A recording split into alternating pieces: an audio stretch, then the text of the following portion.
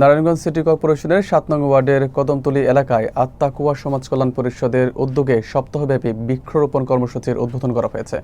মঙ্গলবার দুপুর ১২টায় হাজী আবেদ আলী উচ্চ বিদ্যালয় প্রাঙ্গণে এই কর্মসূচির আনুষ্ঠানিক সূচনা হয়। বিস্তারিত থাকছে মনিরুল ইসলাম মনিরের তথ্যচিত্রে। বৃক্ষরোপণ কার্যক্রমের উদ্বোধন করেন নারায়ণগঞ্জ মহানগর ছাত্রদলের সাবেক সভাপতি অ্যাডভোকেট রাকিবুর রহমান সাগর।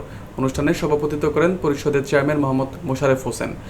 অনুষ্ঠানে আরও উপস্থিত ছিলেন ৭ নং ওয়ার্ড কন্যা শিশু ফোরামের সাধারণ সম্পাদক জাহাঙ্গীর হোসেন, সৈয়দপুর উচ্চ বিদ্যালয়ের প্রধান শিক্ষক তুফাইল আহমেদ, নারায়ণগঞ্জ জেলা সাংবাদিক ফোরামের যুগ্ম সাধারণ সম্পাদক এম.এ. সাগর, লক্ষ্মীনারায়ণ কটন মিলস উচ্চ বিদ্যালয় সহকারী শিক্ষক মোহাম্মদ আল হেলাল, আলোর দিশারি যুব কল্যাণ পরিষদের সদস্য মোহাম্মদ খুরশিদ আলম সহ স্থানীয় যুবক ও শিক্ষার্থীরা।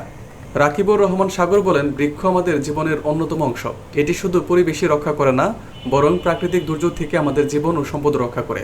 উদ্যোক্তারা জানান, এই কর্মসূচির মাধ্যমে স্থানীয় বিভিন্ন শিক্ষা প্রতিষ্ঠান, খেলার মাঠ ও বাসাবাড়ির পাশে শতাধিক গাছ রোপণের পরিকল্পনা রয়েছে।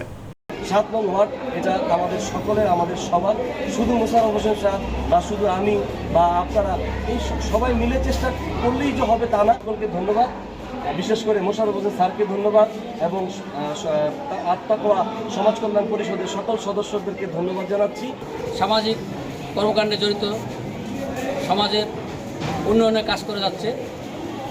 দুস্থ মানুষের মাঝে খাবার বিতরণ, অসহায় মানুষের চিকিৎসার ক্ষেত্রে, শিক্ষার ক্ষেত্রে সহ বিভিন্ন কার্যক্রম সামাজিকভাবে পরিচালনা করে যাচ্ছে।